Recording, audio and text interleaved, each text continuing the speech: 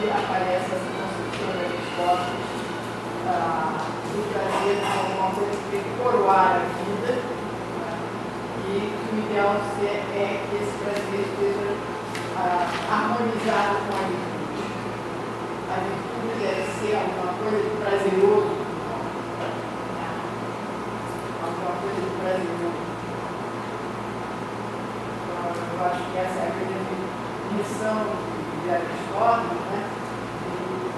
Essa visão otimista da natureza humana e, ao mesmo tempo, apontando para toda a fragilidade, toda a vulnerabilidade presente no homem. Não é fácil.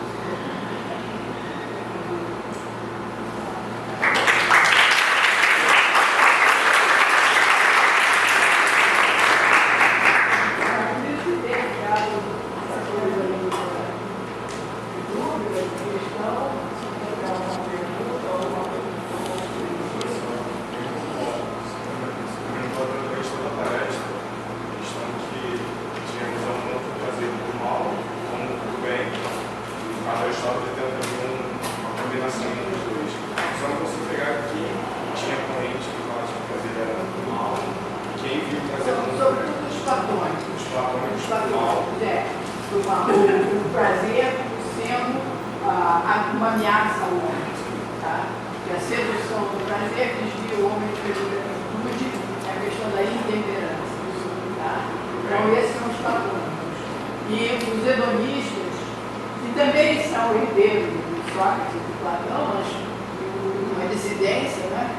O Eudoxo também é platônico, aí é ao contrário, a visão positiva do prazer, né? Contrariando aquela visão pessimista. Prazer é um bem, todos desejam prazer, não é possível que todos desejam ser mal. Tá?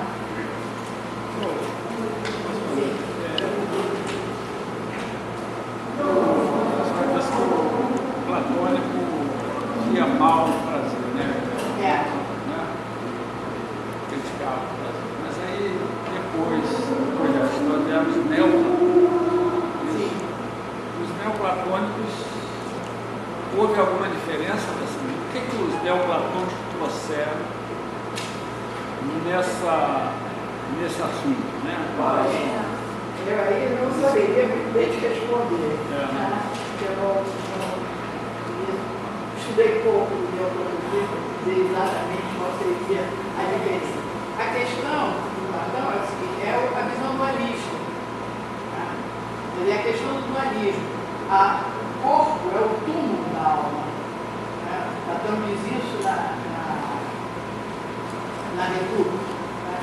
Então, a alma está presa ao corpo. E todo o problema é da alma conseguir se libertar do corpo.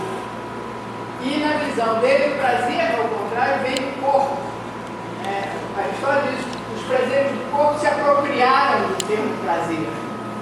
Toda a briga de Aristóteles é mostrar que existem prazeres que não são do corpo. Prazeres que são inerentes à virtude, prazeres que vêm de uma atividade boa, tá? Como o prazer do estudo, como o prazer da amizade, como o prazer da música, como o prazer da arte. Né? Dá uma série de prazeres que não poderiam, não seriam uma ameaça, né, de escravidão, como o Platão sugere.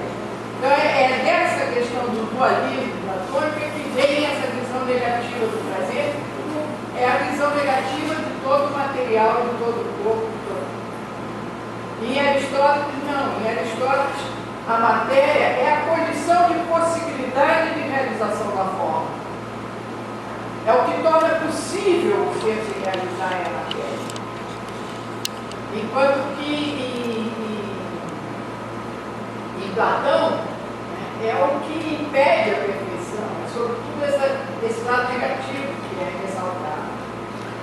Eu estou fazendo essa pergunta porque o neoplatonismo influenciou muito o cristianismo. O cristianismo bebeu muito no neoplatonismo. E aí você tem uma primeira fase, e ainda existe até hoje, daquela questão da mortificação do corpo, porque é uma fonte de prazer. Né? Então você tem um exemplo na sua cara, né? Hoje em dia, né? As até hoje em dia você tem a mortificação do corpo, a renúncia ao corpo, com uma característica religiosa, no sentido de que aquilo é prejudicial à alma. Se você quer salvar a sua alma, você tem que mortificar o corpo ou renunciar ao corpo. É interessante isso. Platão até hoje. Platão está A aí. influência Platão está aí. E a aí, gente pensa que estudar Platão e Aristóteles, estudar a antiguidade, você descobre que tem uma série de coisas hoje que ressoam, né? E o neoplatonismo, por isso que eu fiz a pergunta, o neoplatonismo é a ponte, né? Entre Platão e o cristianismo. Santo Agostinho chegou Platão para poder embasar a primeira forma de teologia. Toda, e há na Idade Média, houve a condenação do maniqueísmo, né, que foi considerado heresia, mas que dizia que todo pecado vinha do corpo e a virtude vinha da alma.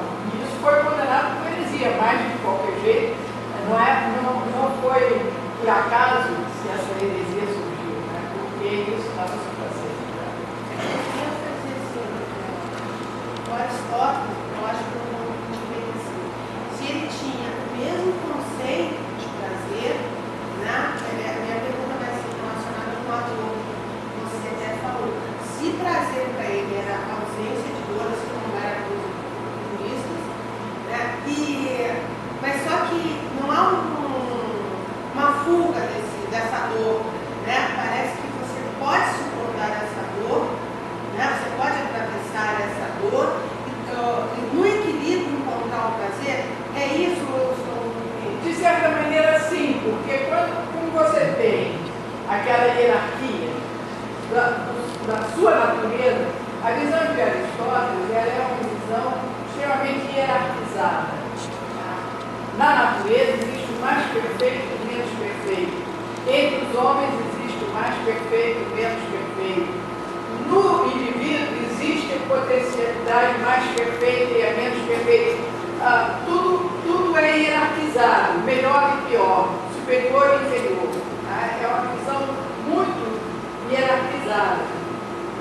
Então, o que acontece? Se é um prazer superior, como você está dizendo, né, esse prazer pode suportar uma certa dose de dor para você alcançar um prazer maior.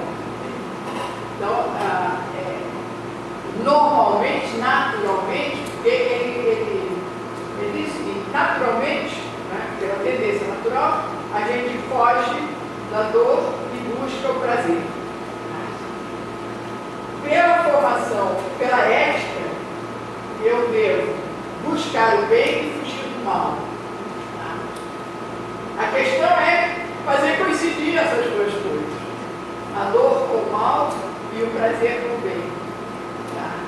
E isso nem sempre é o que ocorre. Nem sempre é o que ocorre. Sobre o prazer, a felicidade, né? Nós nos acreditar no nome, né? Que ele busca a felicidade, né? Então, por exemplo, nesse caso, então, a felicidade seria, então, mais a realização dos seus prazeres, Sim, mas se esses prazeres...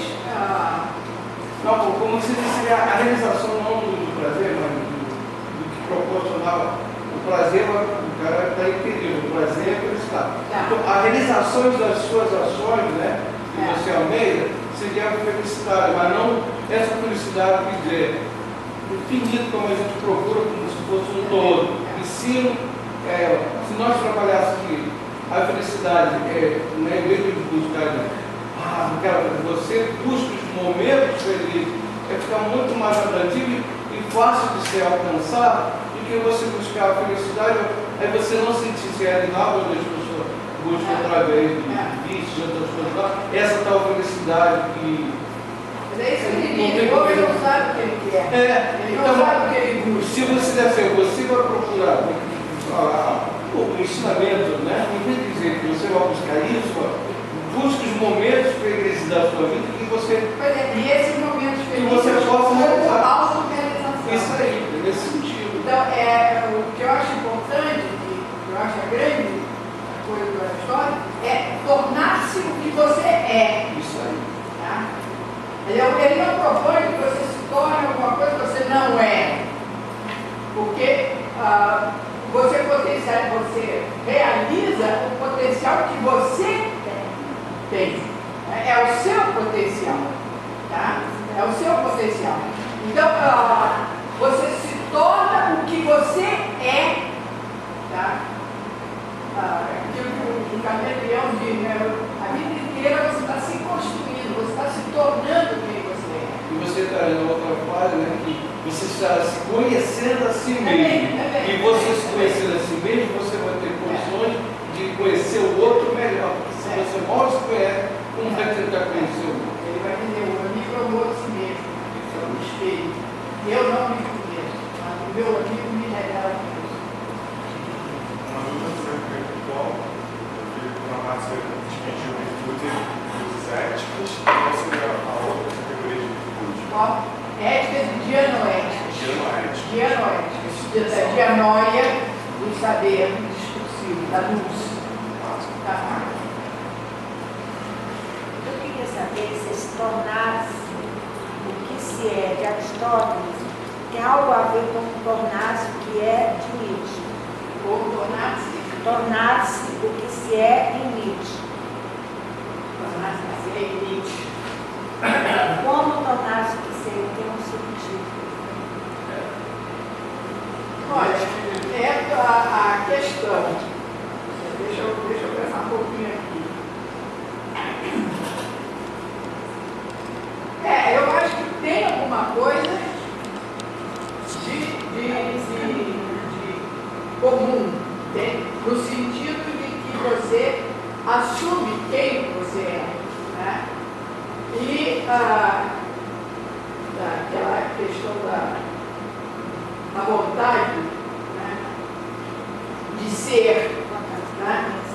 Você quer se realizar, a dinâmica fundamental do ser humano é ser, mas ser isso que ele é, tá?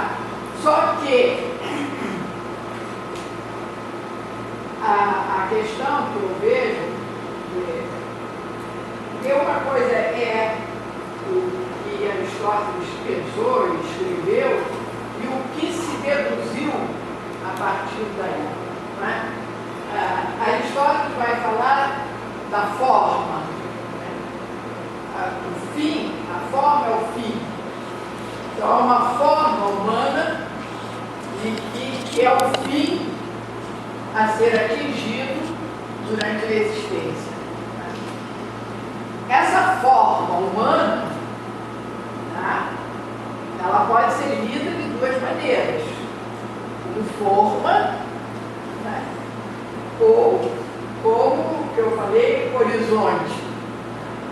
Se você interpreta essa forma no sentido de um padrão de comportamento, né? Então você já sabe de antemão o que é ser homem e você, como eu disse na questão hierárquica, o bárbaro é um ser humano inferior, né? Porque ele não corresponde ao padrão. Aristóteles vai dizer que ele é de natureza escrava. Ele é escravo no país dele.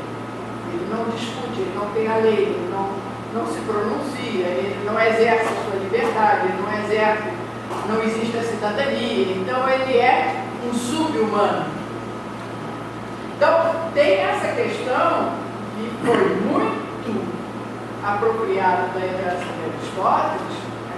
Dessa forma, como um padrão, e diante desse padrão todos os outros são medidos, se aproximam mais ou menos desse padrão, né? Então você teria toda uma hierarquia de seres humanos superiores ou inferiores, e isso daí novamente a gente vai encontrar um Nietzsche por outros. Não sei se eu respondi, mas mais alguma? Sim.